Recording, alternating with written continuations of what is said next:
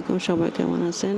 বিসমিল্লাহ রান্নাঘর পক্ষ থেকে আপনাদের সবাইকে আমি সালাম জানাচ্ছি আর শুভেচ্ছা রইল। আজকে আমি এটা দেখছেন, এটা সবাই চিনেন, এটা হচ্ছে কলা গাছের মোচা। কলা গাছের মোচা রান্না করব। আজকে আমি শিলপাটা বেটে আজকে মোচা রান্না করা আপনাদের সামনে দেখ। এবার আমি মোচাটি, কলার মোচাটি সুন্দর করে বেছে কুটে নিচ্ছি। কুটে নিয়ে দেখেন সবগুলো কুটে ভিতরে কিছু ছোট ছোট পাপড়ির মতো আছে, এগুলোকে একটা শক্ত একটা এত বোটার মতো একটা আছে, ওটা ফেলে দিতে হবে। আর এটা পাতলা একটা বরণ আছে, ওইটা ফেলে দিতে হবে। এই দুটোটা না ফেললে, এগুলো সিদ্ধ করলে ওই শিলপাটা যখন বাটতে যাব তখন আমিষ হবে না, মিহি হবে না ভালো মতো, এই জন্য এই দুটোটা ফেলে দিতে হয়।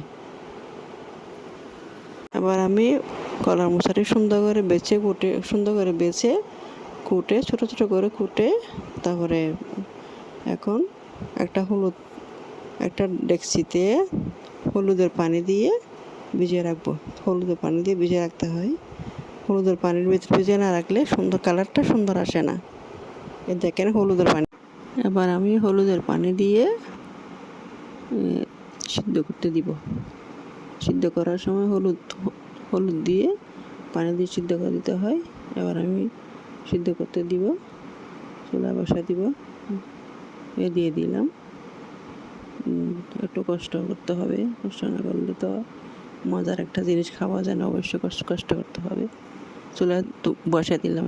এবার আমি চুলা একটা ডেকচি বসা দিলাম, ননস্টিক ডেকচি বসা দিয়ে তার ভিতরে হলুদ দিলাম, তারপরে সামান্য করে পানি দিলাম, একটু বেশিও না কমও না। তারপর এখন আমি কলার মোচাগুলি ঢেলে দিব সিদ্ধ করার জন্য কলার মোচাগুলি ঢেলে দেব, ভালোভাবে সিদ্ধ করে ফেলব। এবার আমি এখানে কাঁচামরিচ নিয়েছি, 5-6টা রসুন নিয়েছি, গোটা রসুন। কলার মোচাগুলো যখন সিদ্ধ হচ্ছে তখন আমি জায়গাতে বসে রাখছি প্রায় আধ ঘন্টা ধরে বসে রাখতে হবে, না হয় পানি ঝরবে না। পানি থাকলে একটু ফাংশন হবে, এই জন্য। তো আমি এখন শিলপাটায় বাটবো। আমি কলার মোচাগুলো যখন পানি ভালোভাবে ঝরে গেছে, তারপরে রসুন কাঁচামরিচের সাথে কলার মোচাগুলো বেটে ফেলছি। শিলপাটায় বাটতে হবে। ব্লেন্ডারও করতে পারতাম, কিন্তু ব্লেন্ডারে মানে পানির সাথে করতে হয়তো ভালো হয় না, রান্না করতে ভালো হয়, এই জন্য শিলপাটায় বাটতে হয়। এবার আমি কলার মোচাগুলো পানি ছাড়া, একদম পানি দিই নাই, পানি ছাড়া শিলপাটায় বেটে ফেলছি। একদম বেটে আপনারা দেখেন ভালো মতো বেটে। এবার আমি এখানে মাখবো, মিশিয়ে দিব লবণ, রসুন বাটা, গরম মশলা, হলুদ, সবগুলো একসাথে মিশিয়ে দিব। একসাথে চামচ দিয়ে মিশাই, তারপর আমি বাগার দিব। সবগুলো মিশিয়ে এবার সবগুলো একসাথে করে মিশিয়ে মিশাবো একদম ভালোভাবে, চামচ দিয়ে মিশিয়ে ফেলতে হবে। সবগুলো মিশিয়ে ফেলছি। এবার তেলে দিব।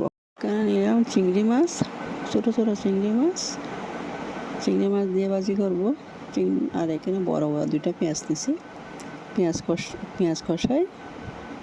পেঁয়াজ কষা দিয়ে চিংড়ি মাছ দিয়ে রান্না করতে হবে। এবার আমি তেল গরম হয়ে আসার পর পেঁয়াজগুলো ঢেলে দিয়ে পেঁয়াজগুলো কষাচ্ছি। পেঁয়াজগুলো ভালোভাবে কষাতে হবে। পেঁয়াজ কষে আসলে একটু লাল মরিচ দিতে হবে। লাল মরিচ দিলাম। লাল মরিচ আর পেঁয়াজ কষা হলে চিংড়ি মাছ দিলাম। চিংড়ি মাছগুলো ঢেলে দিয়ে চিংড়ি মাছ, পেঁয়াজ, একটু লাল মরিচ দিতে হবে। লাল মরিচ না দিলে চিংড়ি মাছগুলো সাদা সাদা হয়ে থাকবে, দেখতে ভালো লাগবে না, আর খেতেও মজা লাগবে না। পেঁয়াজ, চিংড়ি মাছ, লাল মরিচ একটু ভালোভাবে কষা ফেলতে হবে। দেখেন কষানো হয়ে আসার পর আমি মোচাগুলো ঢেলে দিলাম, নাড়তে হবে। চিংড়ি মাছ দিয়ে কলার মোচা রান্না হয়ে গেল। তো এভাবে রান্না করলে আপনি অনেক ভাত খাবেন, একটু চেষ্টা করেন। সবাই ভালো থাকেন। আসসালামু আলাইকুম, সবাই কেমন আছেন? বিসমিল্লাহ রান্নাঘর পক্ষ থেকে আপনাদের সবাইকে আমি সালাম জানাচ্ছি আর শুভেচ্ছা রইল। আজকে আমি এটা দেখছেন, এটা সবাই চিনেন, এটা হচ্ছে কলা গাছের মোচা। কলা গাছের মোচা রান্না করব। আজকে আমি শিলপাটা বেটে আজকে মোচা রান্না করা আপনাদের সামনে